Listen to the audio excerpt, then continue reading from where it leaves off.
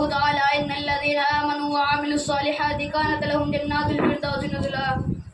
میرے بھائیوں، میں کلمہ توحید کی عظمت اور فضیلت کے موضوع پر ایک مختصر تقریر پیش کر رہا ہوں۔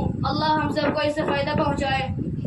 میرے بھائیوں، اللہ کو ایک جاننا اور ایک ماننا ہر انسان پر فرض ہے، اور اللہ کے ساتھ کسی کو شریک ٹھہرانا اور یقین رکھنا کہ بہت سے معبود ہے، کوئی اللہ کی ذات میں شریک ہے، جسے کہ 5 لوگ 2 خدا کو مانتے ہیں اور عیسائی لوگ 3 خدا کو مانتے ہیں، یا اللہ کی صفات میں کسی کو شریک کرنا اور عقید رکھنا کہ جس طرح اللہ ہر مشکل آسان کرنے والا ہے، دوسرا بھی اسی طرح مشکل کشا ہے، اور جس طرح اللہ نے ہر چیز پیدا کی ہے دوسرا بھی پیدا کر سکتا ہے، یہی شرک ہے، اور شرک سب سے بڑا گناہ ہے۔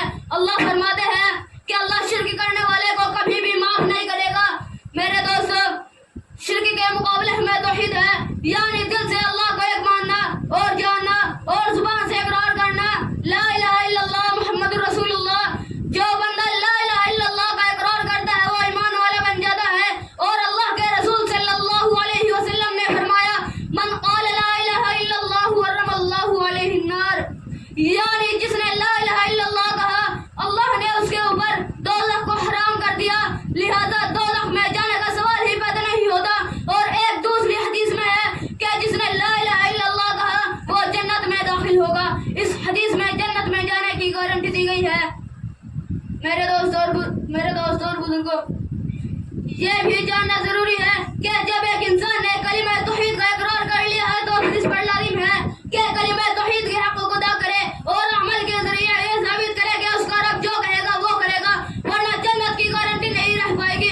ایمان کے ساتھ ایمان کے تقاضوں پر عمل کرنا، نماز پڑھنا، روزہ رکھنا، زکوٰۃ دینا، حج کرنا، حلال کھانا، حرام سے بچنا، اللہ کی نافرمانی نہ کرنا، رسول اللہ صلی اللہ علیہ وسلم کی پیروی کرنا واجب ہے۔ اللہ تعالیٰ نے قرآن کریم میں جگہ جگہ فرمایا ہے ان الذین آمنوا وعملوا الصالحات کانت لهم جنات الفردوس نزلا۔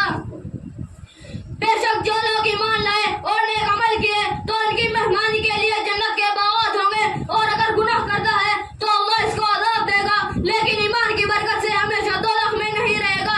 جب سزا پوری کرے گا تب جنت میں جائے گا۔ پھر وہ کیسا مومن کہ اپنی بے عملی کی وجہ سے کچھ دن کے لیے ہی دوزخ میں جائے۔ سچا مومن دوزخ میں جائے گا ہی نہیں، اور کچے مومن کے لیے کوئی گارنٹی نہیں ہے۔ تو بھائیو، جب ہم نے لا الہ الا اللہ محمد رسول اللہ کا اقرار کیا تو پھر سچے پکے اور اچھے مومن بن کر دکھائے تاکہ عزت کے ساتھ جنت میں جائے اور ہمیشہ کی لذت اور آرام پائے۔ اللہ تعالی ہم سب کو اپنی مرضیات پر چلنا آسان فرمائے۔ وآخر دعوانا